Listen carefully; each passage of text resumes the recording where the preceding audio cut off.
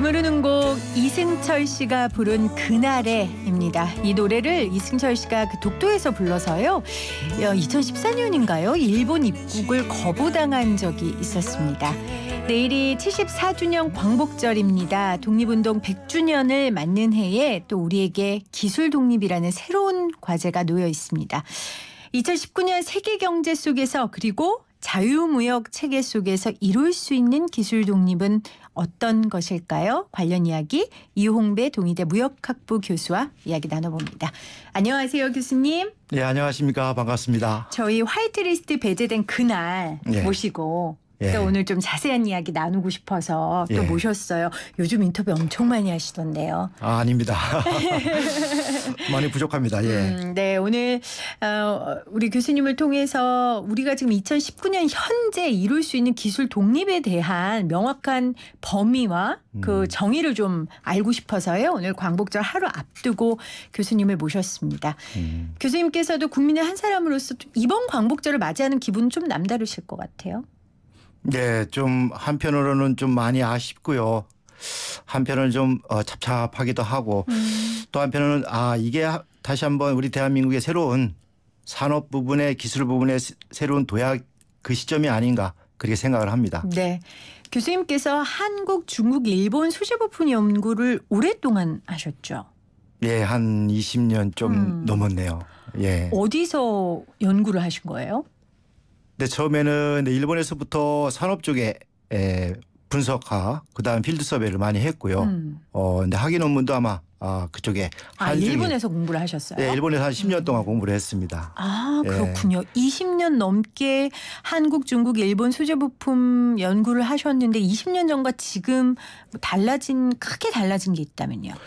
크게 달라진 게 있다라면 역시 2000년 들어서 우리 정부가 소재부품 산업에 특화된 육성법, 특별법을 제정을 해서 관련된 기업과 산업에 많은 투자와 그다음에 시스템적인 지원을 아끼지 않았다라는 점. 네. 그로 인해서 지금 언론에서도 많이 나오지만은 대세계 무역 수지 흑자가 1,000억 달러가 넘어섰다라는 점. 이 부분은 과거 20년 전과 완전 다른 그런 우리 소재부품 산업의 하나의 그 자랑거리다라고 이렇게 말씀을 드릴 수가 있습니다. 네.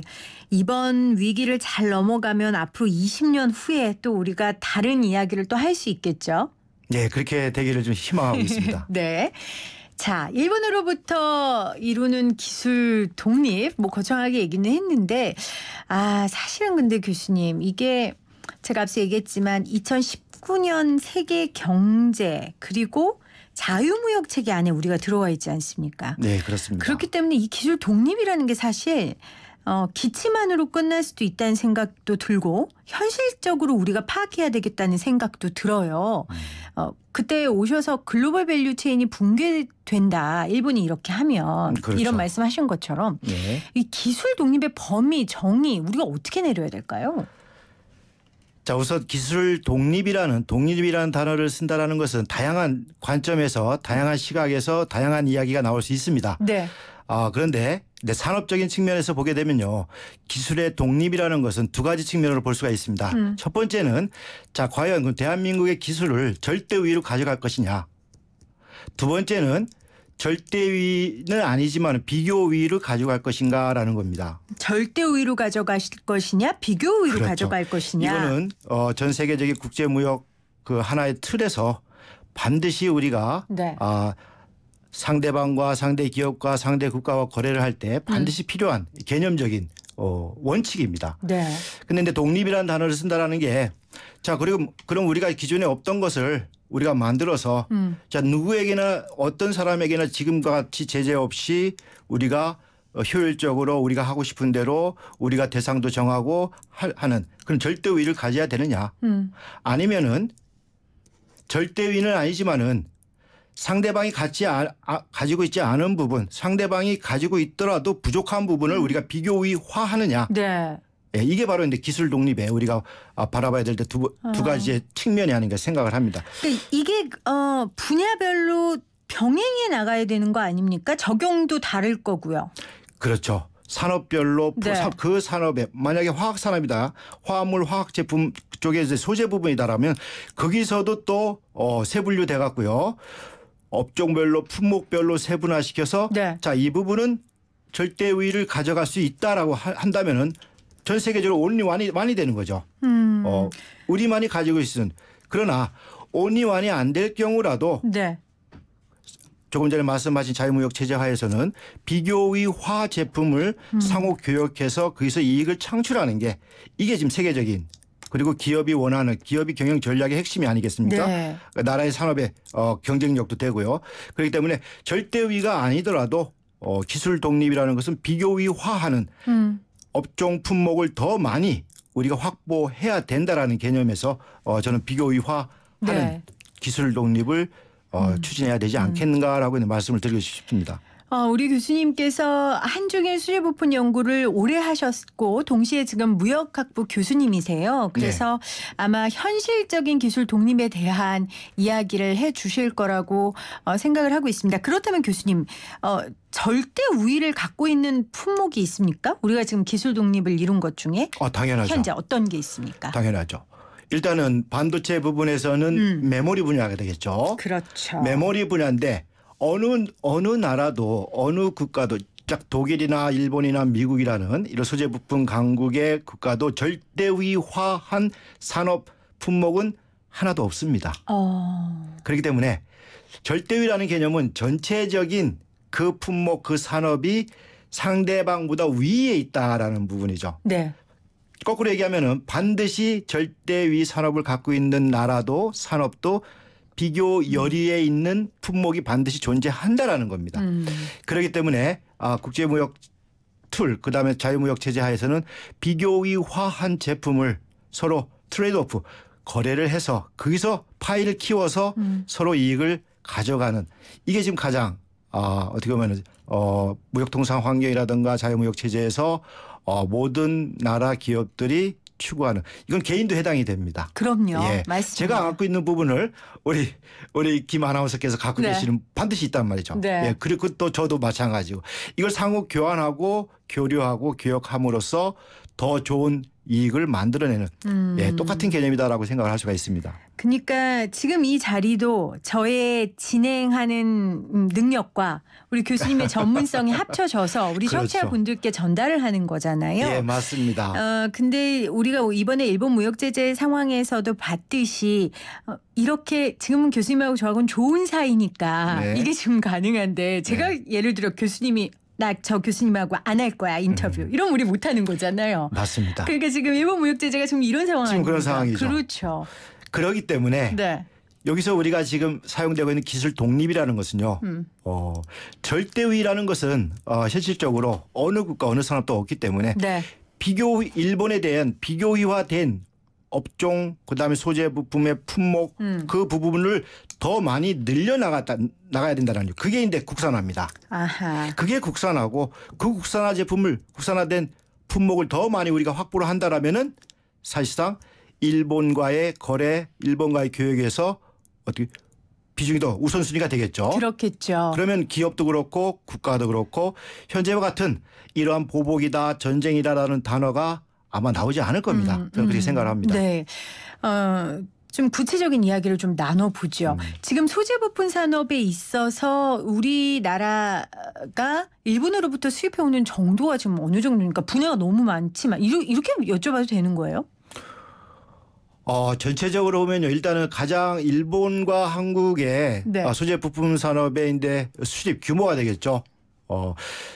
지금 한국과 일본의 전 산업의 수출입 규모, 무역 규모는요. 약 천억 달러가 안 됩니다. 네. 과거에 10년 전에 15년 전에는 우리가 1,500억 달러까지 갔었는데 점점 줄어들어서 지금 한 800억 달러 정도밖에 안 됩니다. 네. 근데 그중에서 50%는 소재 부품입니다. 그중에서 50%가 네. 소재 부품이군요. 절반 정도가. 그렇죠. 거기서 또 한 40% 정도가 우리가 지금 흔히 얘기하는 네. 대일 적자 규모라는 거죠. 그렇군요. 그런데 역설적으로 사실상 일본에게 적자를 보인다고 해서 과연 그게 우리나라 소재 부품 산업의 마이너스냐 부당하냐 결코 아니다라는 겁니다.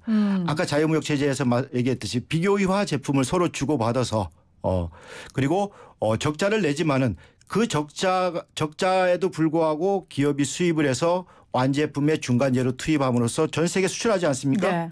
그래서 어마어마한 작년에 1,300억 달러가 넘는 소재 부품 산업의 대세계 무역 수지 흑자를 냈습니다. 네. 이렇게 나오거든요. 어느 것이 더 현실적으로 우리 국익에 부합되는가라는 것은 어느 누군가 봐도 좀 명확하지 않다 네. 생각을 합니다. 근데 이제 사이 좋을 때요. 그게 공정한 환경에서 그렇죠. 정말 국가 대 국가로 트레이드 그 안에서 가능하면 지금 이게 되는데 지금 말씀하신 건 지금 이 판이 깨져버렸기 때문에 운동장이 그렇죠. 지금 틀어져버렸기 맞습니다. 때문에 우리가 지금 이런 이야기를 하는 거고 또 하나는 또다시 이런 상황이 왔을 때 우리가 이 비교 우위를 좀 점할 수 있기 위해서는 결국은 국산화를 이뤄야 된다는 건데 네. 제가 그럼 좀 이런 이야기 이걸 좀 여쭤볼게요. 기술 독립, 그러니까 국산화 이야기할 때 자동차 소재 부품 예를 많이 들더라고요. 네. 이 경우에 거의 100% 국산화를 이뤘다고 하는데 이게 맞나요? 소재와 부품 속에는요. 그게 또 원재료가 있고요. 네. 예. 또 근데 원재료의 근데 설계 부분에 들어가는 또 신뢰성 기술이 포함 적용되는 또 부품이 있습니다. 네. 그러니까 부품 소재라는 것은 어떤 때는 완제품이 되고 최종재가 되고요. 어떤 때는 근데 투자재가 됩니다. 중간재가 됩니다. 그렇기 때문에 완벽한 자동차 업종 부분에서 약 한 2만 5천에서 3만 개 사이에 그 부품 소재가 들어가지 않습니까? 네. 그 속에서 이제 완벽하게 어느 소재, 어느 부품은 완벽한 국산화가 이루어졌다라는 것은 어떻게 산업적인 측면에서는 완전 절대 우위를 확보했다라고 이렇게 볼 수가 있지 않습니까? 네. 저는 아까도 제가 말씀드렸듯이 어느 품목이든 절대적으로 100% 절대 위에 있는 품목은 어렵습니다. 그렇죠. 한 0.001%라도 네. 비교 우위, 비교 열의에 있는 부분은 반드시 다른 산업, 다른 국가, 다른 기업의 어떻게 상호 의존적으로 비중을 가져갈 수밖에 없다라는 겁니다. 그러니까 자유무역 체제 안에서 뭐 원료부터 소재, 기술 상품까지 어떻게 100%다 국산화가 되겠습니까? 이제 그럴 수는 없는데 지금 이 자동차의 예를 드는 이유는 예전에는 자동차 소재 부품, 뭐 기술까지도 다 외국에 의존했다면 지금 같은 경우에는 이 소재 부품의 굵직굵직한 기술과 내용을 좀 국산화 기업들, 우리 대한민국 기업이 하고 있다라는 이 뜻인 것 같거든요. 맞습니다. 그만큼 비교이화된 품목, 부품, 소재가 많아졌다라는 거죠. 예. 네. 그 부분에서 더 많이 이익을 좀 남기고 있고. 그러니까 국산화, 그러니까 한국 대한민국에서 만든 소재 부품이 훨씬 비교 우위를 가졌기 때문에 했다라는 거고요. 더 많이 수출을 하고 있다라는 거죠. 그러니까 비교 우위를 가질 수 있도록 할 수 있었던 이유는 현대차 그룹의 그 당시 정몽구 회장이 이제 부품 국산화를 지시를 했고, 지시했죠. 예. 네, 거기에 대해서 이제 정부도 지원을 해주고. 정말 특화된 지원을 네. 지금 대기업 쪽에 상당히 많은 한 20년 그러니까 육성법이 근데 그 전문 소재 부품 전문 기업 육성을 해야 되겠다라는 게 2001년 아니겠습니까? 네. 그로부터 지금 한 18년 17년 이상인데 흘렀는데 그 부분의 상당 부분 기업은 많은 어떻게 보면은 포괄적인 전체적인 네. 지원을 갖고 또 그것뿐만 아니라 기업이 노력을 안 하면은 절대적으로 이루어질 수 없는 부분입니다. 예, 그렇기 때문에 기업의 노력과 또 거기서 우수한 인력, 전문 기술자, 그다음에 그게 또 생산 모든 부분들이 마케팅까지 다 네. 기업의 역량도 상당히 투입되고 그만큼 향상됐다라고 이렇게 볼 수가 있겠죠. 네. 그런데 이게 사실 현대모비스 혼자의 힘으로는 안 되는 거고요. 맞습니다. 중소기업 연구개발하는 곳과 협력을 해서 지금 이런 부품의 국산화를 이뤘는데 제가 궁금한 건 아까 2001년이라고 하셨잖아요. 지금 시간이 꽤 지났고 무역 환경도 달라졌고 네. 세계 경제 상황도 달라졌어요. 이 자동차 소재 부품의 모델을 그대로 우리가 지금 문제가 된다는 그런 반도체 소재 부품에 적용할 수 있을까? 근데 반도체 부분도 물론 반도체 부분도 근데 자동차 부분에 포함이 됩니다. 투입이 되고요. 네. 근데 이제 아까도 말씀드렸지 소재 부품 중에서 어느 부분을 지금 상당히 비효율화된 국산화돼 있는 부분이 있는가 하면은 그렇지 않은 부분도 존재한다라는 거죠.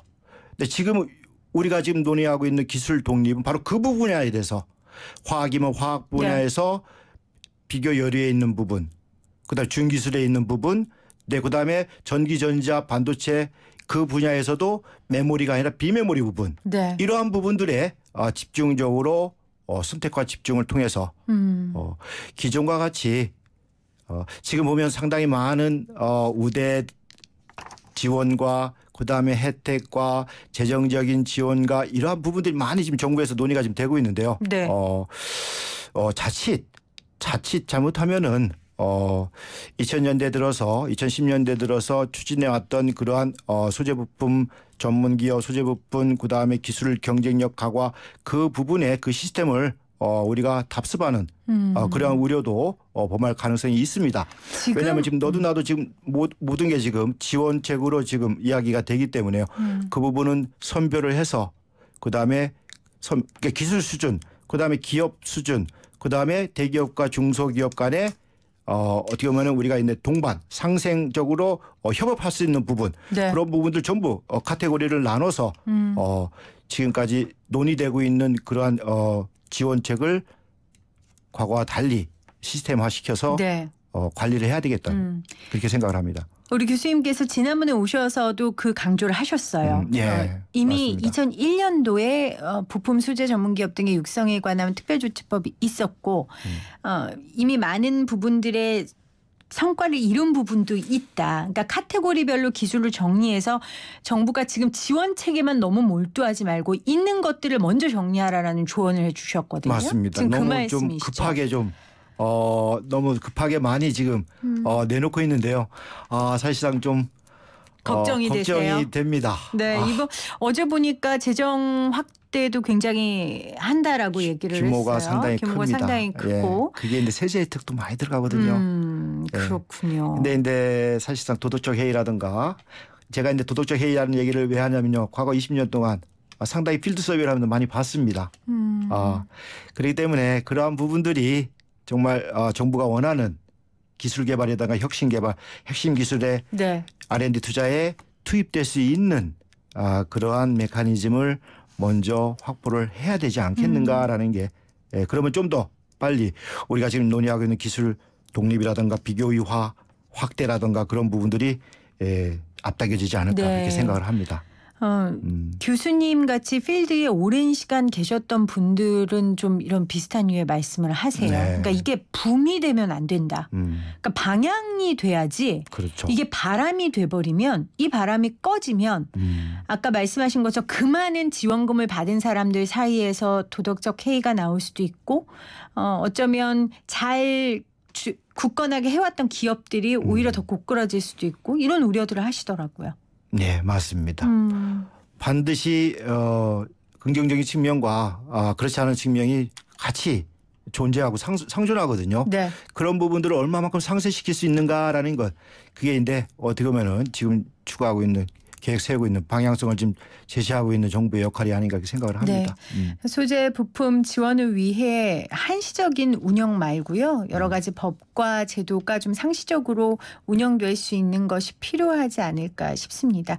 저희가 얼마 전에 금속 관련 뿌리산업 기업들이 모인 조합의 이사장님을 인터뷰했어요. 근데 그분이 이런 말씀을 하시더라고요.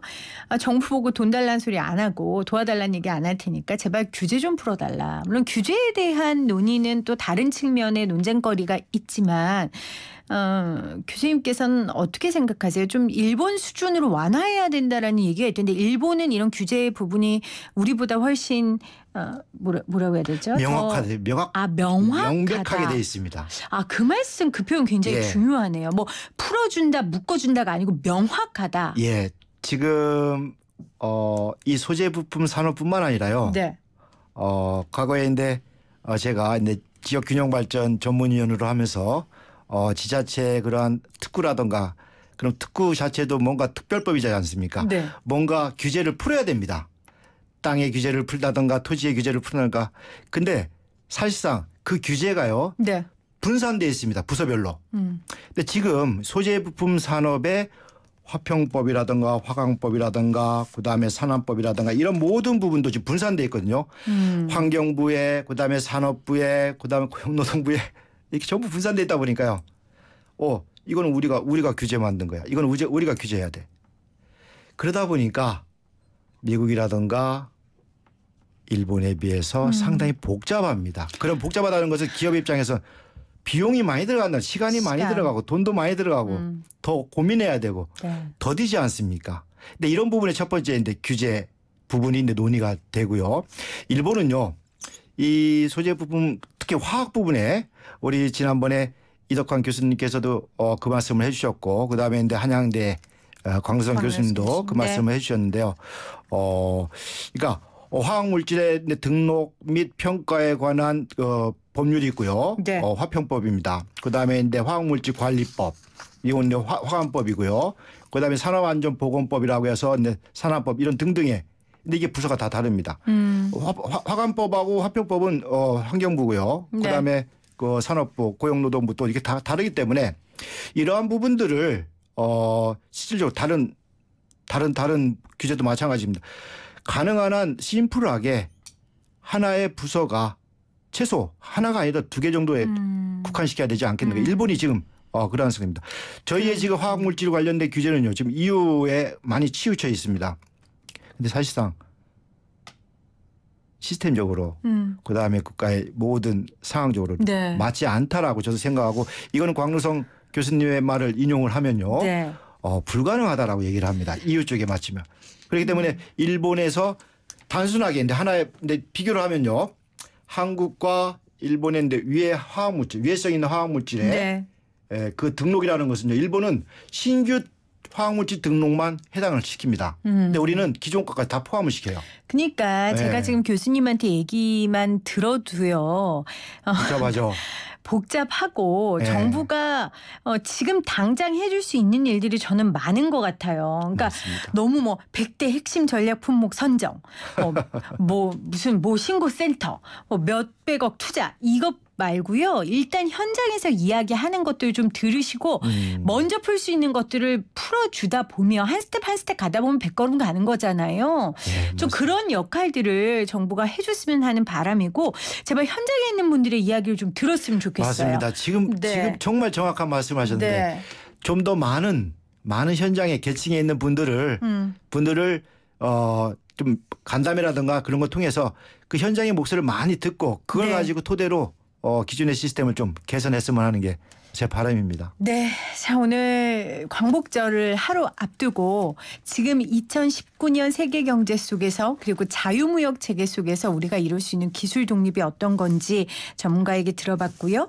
비교우위와 절대우위 설명해 주셨어요. 일단 자유무역 체제 속에서는 절대우위라는 건 제가 보기에도 없는 것 같고요. 비교우위 부품들을 많이 만드는 게 굉장히 중요할 것 같고 이런 비상 상황이 왔을 때 우리가 흔들리지 않도록 체급을 좀 키우고 상대방보다 그 역할이 더 중요할 것 같습니다. 절대위 하에서는 절대 교역이 원활하게 이루어질 수가 없습니다. 그렇습니다. 네, 이홍배 동의대 무역학부 교수였습니다. 고맙습니다. 감사합니다.